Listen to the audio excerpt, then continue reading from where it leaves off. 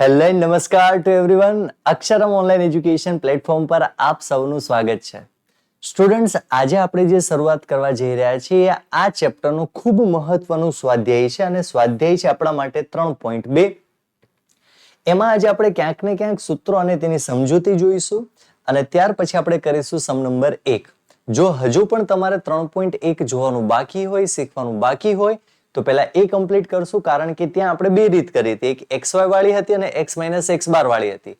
આમાં આપણે બધી જ રીત યુવી ની અંદર કરવાના છે, સાથે ટૂંકા દાખલા પણ ક્યાંક આપણે જોશું આ સ્વાધ્યાયમાં. તો ચલો શરૂ કરીએ છીએ સ્વાધ્યાય 3.2 સમજૂતી સાથે. તેની પહેલા જો હજુ ચેનલને સબસ્ક્રાઇબ કરવાની બાકી હોય તો કરી દો સબસ્ક્રાઇબ અને બેલ નોટિફિકેશન કરી દો ઓન, જેથી કરીને આવા જ વિડીયો સર્વપ્રથમ તમારા સુધી પહોંચી શકે. ચલો શરૂ કરીએ છીએ 3.2 ના સૂત્ર અને સમજૂતી. આ સ્વાધ્યાયમાં નિયત સંબંધાંકની ગણતરી માટે ટૂંકી રીતનો ઉપયોગ કરવાનો છે.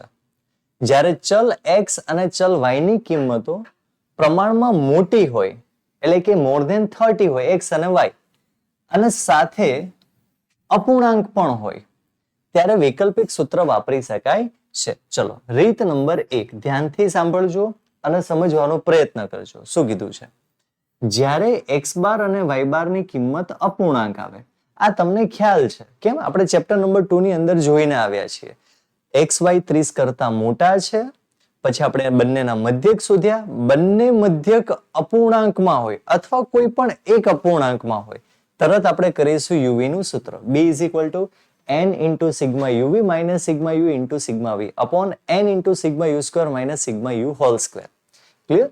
હવે જ્યારે u ની વાત કરીએ ત્યારે x - a અને v માં આપણે કરીશું y - b. ક્લિયર? નોંધ, માપ પરિવર્તન કરવામાં ન આવે ત્યારે, એટલે કે દાખલામાં cx અને cy નો ઉપયોગ કરવામાં ન આવે ત્યારે ઉપરના સૂત્રનો ઉપયોગ કરવો. પણ જો cx અને cy નો આપણે ઉપયોગ કરીએ તો તમારે મલ્ટિપ્લિકેશન કરવું પડશે. ક્લિયર? ચલો એટલે શું કે જ્યારે આંકડા ખૂબ મોટા હોય, પોઈન્ટમાં હોય, આપણે ત્યાં નિયત સંબંધમાં શું કરતા હતા? ડિવાઈડ કરતા હતા. Divide 100, divide 500, divide 2, 5, 10. તો આપણે ત્યાં સીધું શું કરી દેતા? cx અને cy લખી દેતા. પરંતુ એનો ઉપયોગ આપણે ક્યાંય સૂત્રમાં નહોતા કરતા, પરંતુ નિયત સંબંધમાં ચોક્કસપણે કરવાનો છે. એટલે કીધું છે કે જ્યારે ઉગમ બિંદુ અને માપ પરિવર્તન કરવામાં આવે ત્યારે સૂત્ર જે છે એ જ આગળવાળું સૂત્ર જ છે, એમાં કોઈ ચેન્જીસ નથી. Ctrl+C કરીને Ctrl+V કોપી પેસ્ટ, પણ ઇન્ટુ કરવાનું છે, ભૂલવાનું નથી. રીત આપણે કરીએ છીએ y ની x પરની, એટલે x છે એ હંમેશા ક્યાં આવશે? તમારે ડિનોમિનેટર ની અંદર આવશે, એટલે ભૂલવાનું નહીં. એ રીતે તમે યાદ રાખી શકો છો. મિત્રો, અહીં તમારે ખાસ ધ્યાન રાખવાનું છે કે તમે u અને v માટે a અને b ની કોઈ પણ કિંમત લઈ શકો છો, જેમાંથી કોઈ ફરક પડવાનો નથી. એ તો આપણે જ્યારે કરવાના છીએ ત્યારે આપણે સમજીશું. ટૂંકા દાખલા માટે ખૂબ ઇમ્પોર્ટન્ટ, માર્ક્સ સૌથી વધારે આપણે એમાં જ કટ થતા હોય છે. તો જોઈએ, જ્યારે દાખલામાં સહવિચરણ અને સહસંબંધાંકની કિંમત આપેલી હોય ત્યારે નિયત સંબંધાંક શોધવાની સમજૂતી અને તેના સૂત્ર. ચલો કન્ટિન્યુ કરીએ. Sx, x નું પ્રમાણિત વિચલન. જ્યારે Sx કરે ત્યારે x નું પ્રમાણિત વિચલન. Sy ની વાત કરીએ તો y નું પ્રમાણિત વિચલન. જો Sx² હોય તો આપણે કરીશું x નું વિચરણ, અને Sy² હોય એટલે કરીશું આપણે y નું વિચરણ. ચલો ક્લિયર છે અહીંયા સુધી? એકદમ પરફેક્ટ? કોઈ પ્રોબ્લેમ? ઇઝી ને? આ બધું તમે કરીને આયા છો. આ તો તમને ખાલી રિવાઇઝ કરાવીએ છીએ આપણે કે આ રીતે કહેવાય. કોવેરિએશન x ને કહેવાય x અને y નું સહવિચરણ સહસંબંધાંક, અને r છે આપણા માટે સહસંબંધાંક. ચલો આ કઈ નવું શીખીને આયા? ના ભાઈ ના, આ તો ચેપ્ટર 2 માં આપણે જોઈને જ આયા હતા. એની એ જ વસ્તુ આપણે અહીંયા રિપીટ કરી છે. ચલો સૂત્ર કયા છે? પહેલું, જ્યારે દાખલામાં સિગ્મા x - x બાર અને y - y બાર, એટલે કે x નું વિચરણ કે પ્રમાણિત વિચલન આપ્યું હોય ત્યારે ખાસ યાદ રાખવાનું, સૂત્ર મૂકવાનું છે આ. જ્યારે તમને x નું વિચરણ આપેલું હોય અને x - x બાર અને y - y બાર આપેલું હોય ત્યારે આ સૂત્ર મૂકીશું ખાસ. રીત નંબર 2, જ્યારે સહવિચરણ xy ચલનું પ્રમાણિત વિચલન કે વિચરણ આપેલું હોય, એટલે કે સહવિચરણ તમને આપેલું છે દાખલામાં, એવું સ્પષ્ટ, અને x નું વિચરણ આપેલું છે. તો આ રીતે કરીશું. બધા નામ યાદ રાખવાના. આ નામ છે ને ખૂબ મહત્વના છે. દાખલામાં બધી વસ્તુ આપેલી હશે તમારે અને એને આધીન તમારે વિચારવાનું કે ભાઈ ટૂંકા દાખલામાં કયું સૂત્ર મૂકવાનું. x માઇનસ એક્સ બાર દેખાય છે તો ઉપરવાળું સૂત્ર, સહવિચરણ દેખાય છે, કોવેરિએશન દેખાય તો આ સૂત્ર મૂકવાનું છે. જ્યારે દાખલામાં સિગ્મા xy દેખાય, x બાર દેખાય, y બાર દેખાય, x નું પ્રમાણિત વિચલન દેખાય અને n ની કિંમત દેખાય ત્યારે સૂત્ર આપણે મૂકવાનું છે રીત નંબર 3 નું. ખાસ યાદ રાખજો, જરૂરી નથી કે અહીંયા x ના ચલનું પ્રમાણિત વિચલન જ આપેલું હોય. અહીંયા x નું વિચરણ પણ આપેલું હોય. તો વિચરણ આપેલું હોય જેમ કે 9 છે તો એનું પ્રમાણિત વિચલન કેટલું થાય? 3 થાય. રૂટ નીકાળી દેવાનું. એટલે ખાસ ધ્યાન રાખવાનું. 4 માં જ્યારે તમને r આપેલો હોય, sx આપેલું હોય, sy આપેલું હોય, પ્રમાણિત વિચલન આપેલું હોય x અને y નું, ત્યારે તમારે સૂત્ર મૂકવાનું છે r into sy upon sx. Clear? એકદમ ઈઝી છે. બસ આ 4 જ સૂત્ર તમારે સૌથી ઇમ્પોર્ટન્ટ છે જે તમારે ધ્યાન રાખવાના છે. અને આ 4 સૂત્ર ક્યાંક ને ક્યાંક તમે ચેપ્ટર 2 માં પણ જોઈને આવ્યા છો.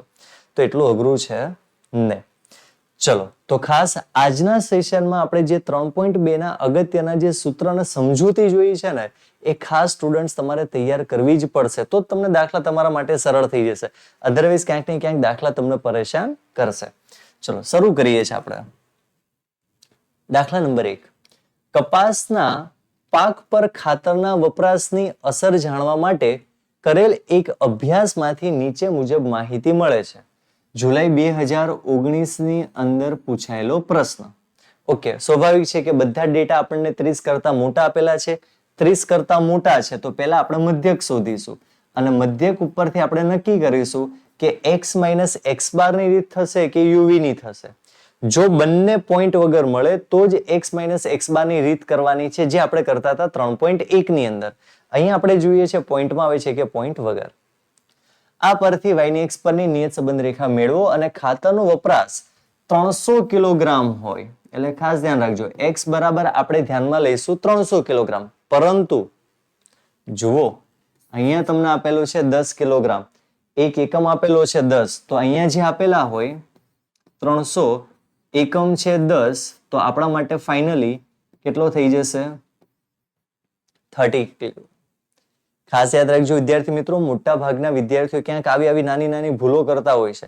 ડાયરેક્ટ x બરાબર 300 લઈને દાખલો ગણી લે. જો ડાયરેક્ટ ગણો છો તો તમારો ખોટો છે દાખલો. અહીંયા જોવાનું, જો અહીંયા 100 આપેલા હોત તો 300 ભાગ્યા 100 તો જવાબ કેટલો આવત? આપણો 3 kg આવત. એટલે ખાસ આ પોઈન્ટ્સને મહત્વનો સમજીને હાઇલાઇટ કરીને રાખવું. ચલો, x આપેલો છે કિલોગ્રામની અંદર, y આપેલું છે કપાસનું હેક્ટર દીઠ ક્વિન્ટલમાં. ઓકે, ચલો કેલ્સી લઈ લો હાથમાં અને શરૂઆત કરીએ છીએ સર્વપ્રથમ x બાર અને y બાર. 28 plus 35 plus 25 plus 24 plus 20 plus 25 plus 20. Answer કેટલો છે? 177. કેટલા છે? n 1 2 3 4 5 6 અને 7. બરોબર છે? ચલો ટોટલ ફરીથી કરીએ આપણે. 28 35 25 24 20 25 અને 20, 177. ચલો ક્વેશ્ચન ટેલી કરીએ છીએ આપણે.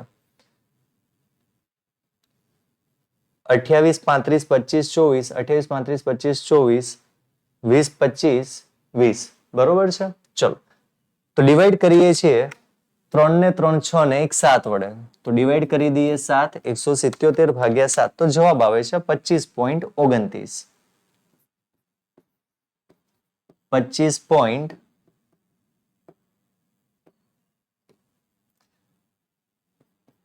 25.29.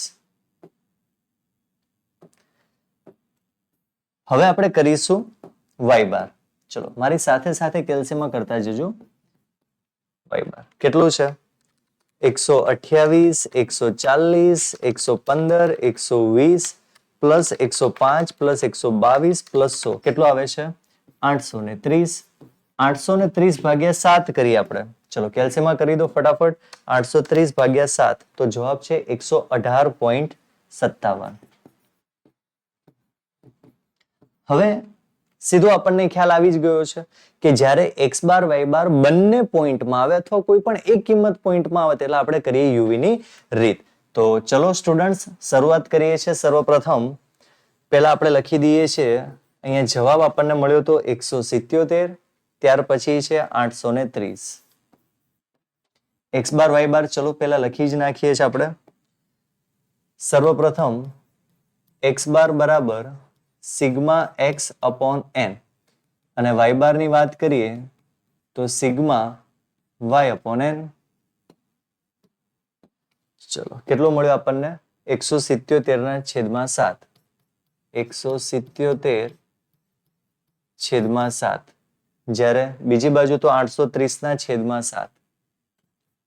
830/7. 177/7 એટલે મળ્યો 25.29. અને અહીંયા છે 830/7. 118.57. ક્લિયર? ચલો હવે યુવી ની રીત છે એટલે તમે ડાયરેક્ટ અહીંયા 0 નહીં મૂકી શકો. 0 ક્યારે આવશે? જ્યારે x - x બાર y - y બાર હોય ત્યારે. અહીંયા તમને લોકોને જે સ્ટેપ મેં શીખવાડ્યું હતું ચેપ્ટર નંબર 2 ની અંદર તમારે એ જ કરવાનું. એ તમારા માટે સરળ થઈ જશે. પણ એવો કઈ નિયમ નથી કે મેં જે શીખવાડ્યું છે એ જ સાચું છે. તમે કદાચ એવું પણ કરી શકો કે આની નજીકની કોઈ કિંમત પણ તમે ધારી શકો છો. પણ હું મારા રૂલ પ્રમાણે શું કરાવડાવું છું તો કે આમાંથી સર્વપ્રથમ જે નાની હોય ને સંખ્યા એને તમારે ધારી લેવાની છે. ચલો આમાં સૌથી નાના કેટલા છે? 100 છે. તો મેં ધારી લીધા છે 100. આનાથી શું ફાયદો થશે કે તમને કોઈ માહિતી માઇનસમાં નહીં મળે.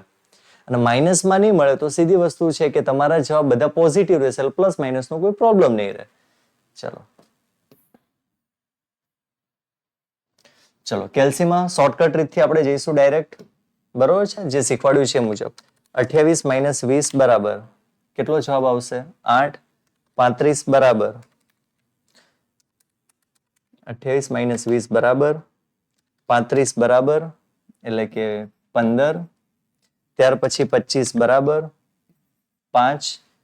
24 બરાબર 4. 20 બરાબર 0. 25 બરાબર 5. 20 બરાબર 0. જેટી દબાવો 37 જવાબ આવવો જોઈએ. આવે છે બધાને? Very good. તો આપણે અહીંયા લખીશું 37. ચલો નેક્સ્ટ શું છે? 128 - 100 બરાબર 28. 140 બરાબર 40. 115 બરાબર 15. કરતા જજો કેલ્સીમાં. 120 બરાબર 20. 105 બરાબર 5. 122 બરાબર 22 અને 100 બરાબર 0. ચલો જીટી નું બટન દબાવી દો અને મને કહો જવાબ આવે છે 130. તો લખી નાખો અહીંયા જવાબ 130. ચલો વર્ગ કરીએ એની પહેલા યુવી એટલે ગુણાકાર કરવાનો છે. 28 × 8 બરાબર, બધી શોર્ટકટ ટ્રીક કેલ્સીની મેં શીખવાડી દીધી છે. બરોબર? બંનેનું ગુણાકાર કરીને બરાબર, બંનેનું ગુણાકાર કરીને બરાબર, છેલ્લે જીટી. 15 × 40 બરાબર 600.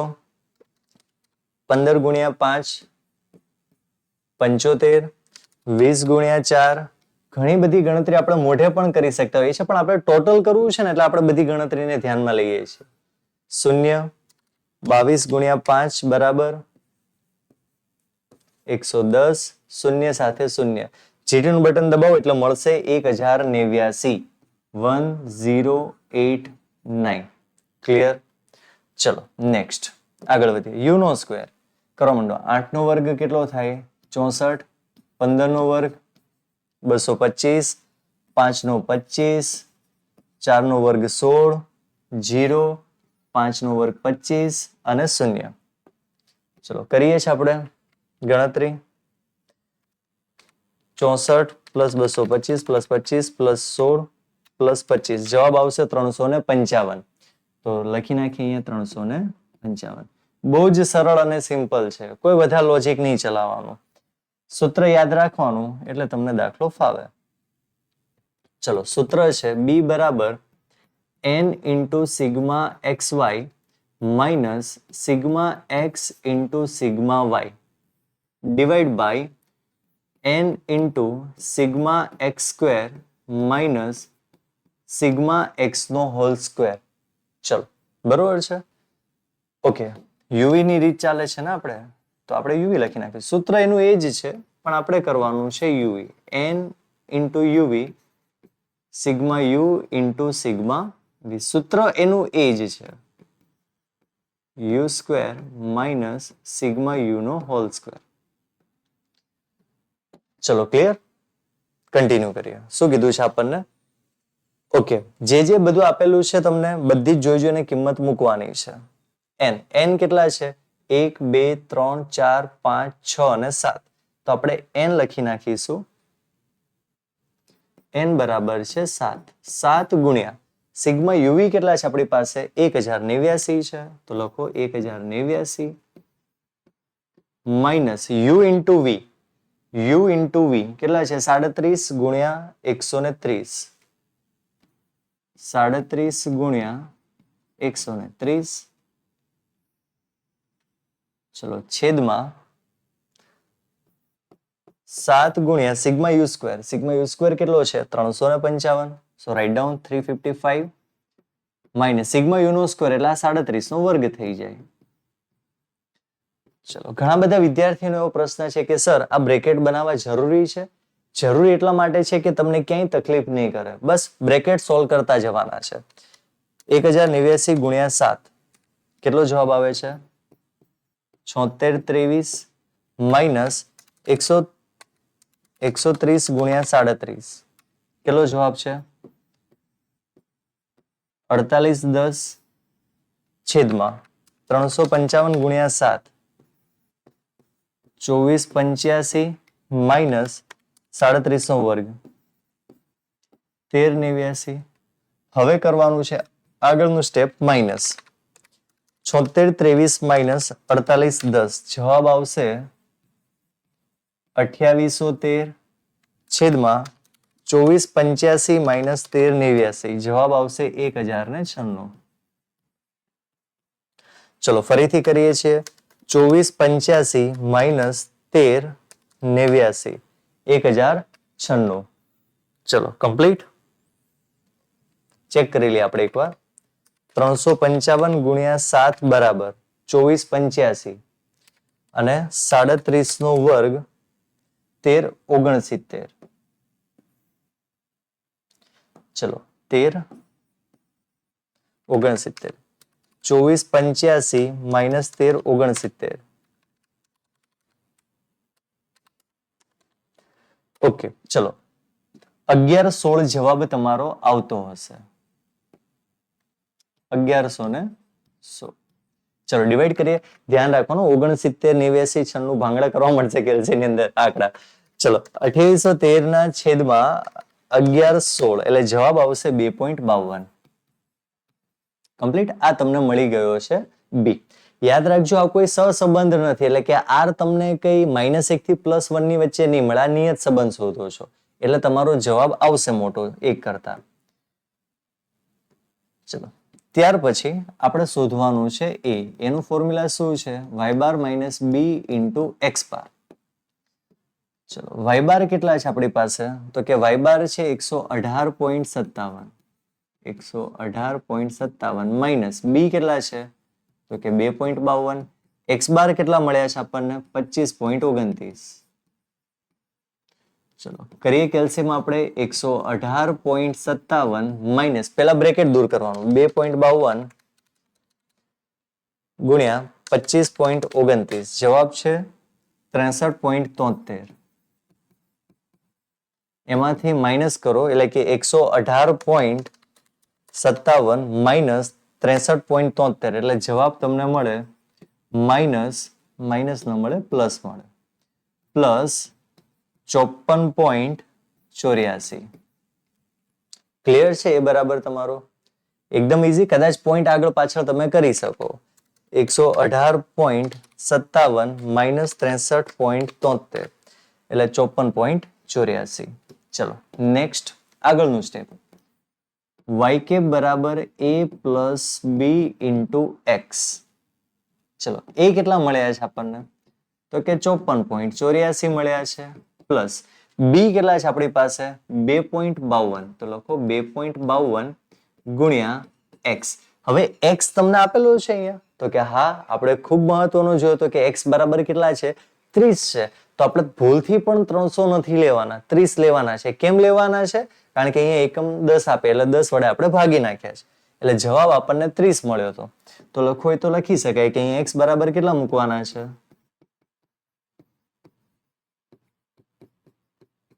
મૂકતા ચલો તો કરીએ છીએ 54.84 પ્લસ 2.52 ગુણ્યા 30.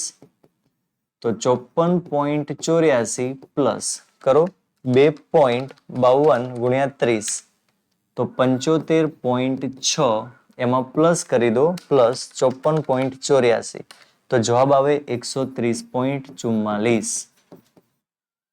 ક્લિયર? એકદમ મસ્ત. હવે તમારે લખવું હોય તો લખી શકાય. શું? તો કે ખાતરનો વપરાશ કેટલો હતો? 30 હતો. તો આપણને કપાસ પાક હેક્ટર મળ્યું. ચલો તો લખીએ. તેથી કેટલું આપણે ખાતર નાખ્યું હતું? ખાતરનો વપરાશ હતો આપણો 30. ખાતરનો વપરાશ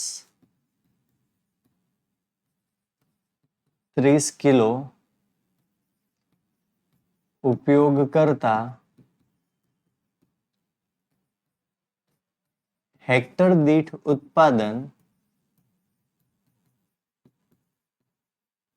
અંદાજિત,